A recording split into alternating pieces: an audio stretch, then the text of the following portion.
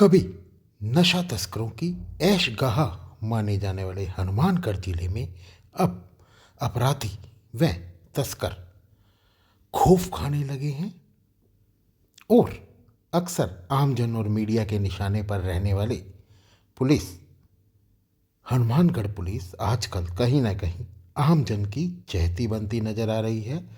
लोग बाग फूल बुक्के लेकर पुलिस अधीक्षक अरशद अली व अधिकारियों का सम्मान व हौसला अफजाई करने पहुंच रहे हैं।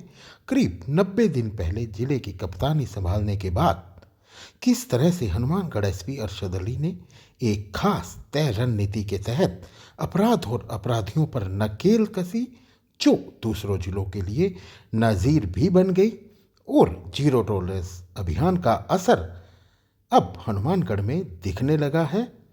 वहीं पिछले साल 2023 की तुलना में जिले का अपराध ग्राफ काफ़ी कम हुआ है और आईपीएस के तहत दर्ज होने वाले मुकदमों में करीब 4% की कमी आई है। दुष्कर्म, नकबजनी, महिला अत्याचार आदि अपराधों में भी कमी आई है। डकैती की एक भी वारदात नहीं हुई। हालांकि चोरी, चकारी और रेप के मामलों में बढ़ोतरी हुई, लेकिन खास बात यह रही कि पुलिस का नशे पर अधिक फोकस रहा और जिले में नशे के खूनी पंजों ये कमज़ोर होते दिख रहे हैं और वर्षों से नशा तस्कर और अपराधियों की जो यहाँ ऐशगाह बनी हुई थी वो अब अपराधी खौफ खाने लगे हैं, जिले से तौबा करने लगे हैं।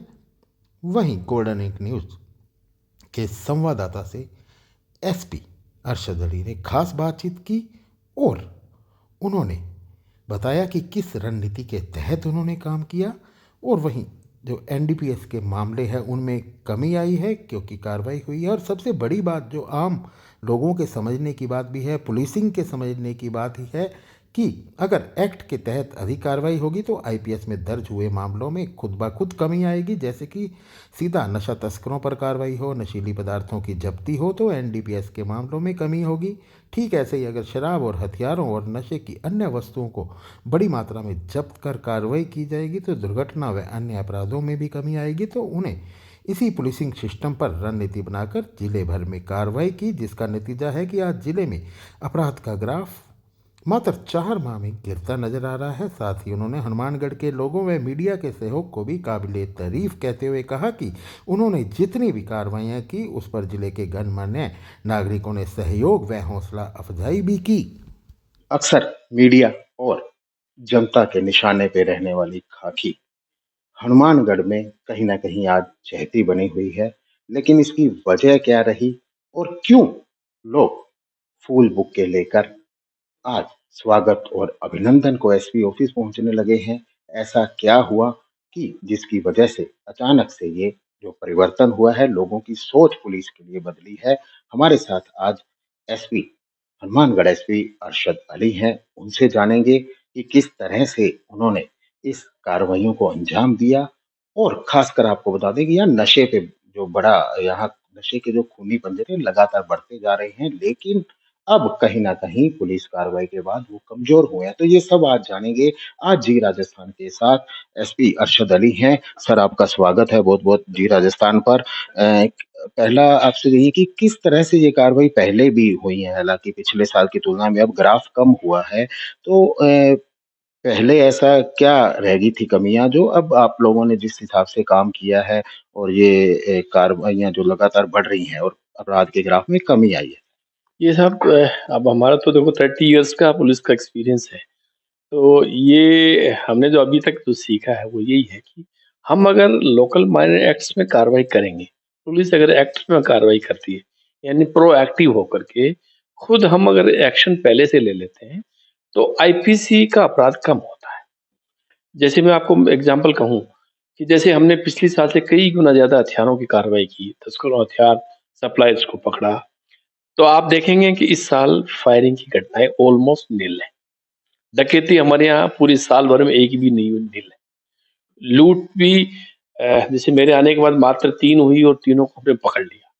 तो इसका मतलब क्या है कि भाई जो ही हमने आर्म्स एक्ट के खिलाफ कार्रवाई करते हैं, गैंगस्टर को पकड़ के बंद कर देते हैं, तो आपकी आपकी लूट है, आपकी डकैती है, आपकी फायरिंग जैसी गंभीर अपराध है, वो ऑटोमेटिक रुक जाते हैं। और हमने यही किया है। ऐसे ही जैसे नशे के खिलाफ है, तो नशे के खिलाफ भी हमने खास तौर पे सप्लायर्स के खिलाफ कार्रवाई की है। ये आप ट्रेंड देख सकते हैं कि हमने सप्लायर्स बड़ी मात्रा में पकड़े। हमारा जोर सप्लायर पे ज़्यादा है कि जब वो सप्लाई ही नहीं होगी तो पीने वाला कहाँ से पिएगा? तो मैक्सिमम सप्लाइज़ हमने पकड़े और बड़े-बड़े सप्लाइज़ पकड़े, आपने देखा भी होगा। इसके साथ-साथ जो पहले से चालान-शुदा लोग हैं, उनको हमने सबको टटोला है। सबकी तलाशियाँ ली हैं, सबको लाके थाने में पूछताछ की है और इनको वो दोबारा कोई एक्टिव पाया गया तो इनके खिलाफ फिर से मुकदमा दर्ज किया, कार्रवाइयाँ की हैं। इसका जनता में बहुत अच्छा मैसेज गया। बिल्कुल सर, मतलब एक दर्शकों के समझने वाली बात है, जो दूसरे जिले हैं उनके पुलिस अधिकारियों के लिए भी समझने की बात है कि एक्ट और आईपीसी, अगर एक्ट में कार्रवाई होगी तो आईपीएस में अपने आप वो कमी हो जाएगी, क्योंकि मूल जड़ है जो उसको ही काट दिया जाएगा तो अपराधों में बढ़ोतरी नहीं होगी। अभी करीब 100 से 105 दिन हुए हैं यहाँ ज्वाइन किए हुए सर आपको। इतने कम टाइम में इतनी कार्रवाइयाँ किस तरह से मतलब हैंडल किया टीम को अपनी, किस तरह से वो ताकि दूसरे जो अधिकारी हैं वो भी इससे कुछ। ये सब हमने जो एक तो क्या किया कि जो डीएसटी टीम जो होती है, पहले पुरानी थी, तो पुराने लोग हो जाते हैं तो थोड़ी जड़ें जम जाती हैं, थोड़ा लोगों की अपराधियों के प्रति नरमी आ जाती है, कुछ मिलीभगत का तत्व भी एक मानव स्वभाव है। तो हमने सबसे पहले तो उसको चेंज करके एकदम न्यू अच्छे लोग लगाए और मैक्सिमम कार्रवाई आप देख रहे हैं कि डीएसटी की कार्रवाइयाँ। दूसरा हमने थाने वाइज़ प्रत्येक थाने को टारगेट वाइज़ देख करके और आपके यहाँ पहले किस तरह के केसेस थे, अभी आपके यहाँ क्यों नहीं हो रहे? एक-एक प्रत्येक को हमने टारगेट पे लिया और हर पुलिस कर्मी को हमने इस पे लगा दिया। बीट कांस्टेबल्स ने बल्कि जो प्रॉपर सूचनाएँ नहीं दी और उनके यहाँ अगर हम डीएसपी ने कार्रवाई की, तो उस बीट कांस्टेबल को हमने ज़िम्मेदार ठहराया। उसके विरुद्ध कार्रवाई करी। तो इसलिए ज़िम्मेदारी फिक्स हो गई नीचे तक कि मेरे यहाँ अगर डीएसपी ने कार्रवाई की, पकड़ा, तो संबंधित बीट कांस्टेबल, बीट अधिकारी और एसएचओ को जो है उसका एक्सप्लेनेशन कॉल होगा, कहीं इनके खिलाफ विभागीय कार्रवाई होगी, एक्शन किया जाएगा। जैसे कि आपने देखा किया आपने। मैं समझता हूँ इससे प्रत्येक पुलिसकर्मी अपनी ज़िम्मेदारी समझने लगा और इसमें अच्छा से काम हुआ है। सर एक पर्सनल सवाल, ये हनुमानगढ़ के आपने जॉब की है अभी 4 महीने सिर्फ, और अभी आप डीआईजी पद पे पदोन्नत हो चुके हैं। बधाई भी आपको सर जी राजस्थान की तरफ से। और ये लकी रहा काफ़ी। और हनुमानगढ़ के लोग किस तरह कोऑपरेटिव लोग हैं, जिससे जनता का भी ज़रूरी है पुलिस से जुड़ाव? नहीं, ये आप सही कह रहे हैं साहब। मैं जब जॉइन किया था तो मेरे से जितने लोग मिले, सबने कहा कि साहब हमारे यहाँ और कोई समस्या नहीं है, सिर्फ नशे से निजात दिला दीजिए। और मैं समझता हूँ कि जनता ने भी खूब सहयोग किया। मैंने व्हाट्सएप नंबर जारी कर रखा, लोग सीधा मुझे रिपोर्ट करते हैं, मुझे बताते हैं और साथ भी देते हैं, सहयोग करते हैं पूरा। और इतने अच्छे लोग हैं कि अब देखो जो थोड़ा-सा उनको रिलीफ मिली है, मैं समझता हूँ कि रिलीफ अभी कोई 100% नहीं मिली है, बट रिलीफ दिख रही है। तो दिखने मात्र से वो लोग इतने एप्रिसिएशन करते हैं, जो और जगह नहीं मिलती।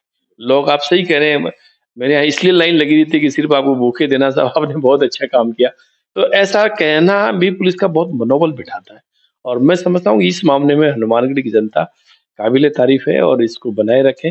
पुलिस और पब्लिक का सहयोग बना रहेगा, तभी समाज अच्छा होगा।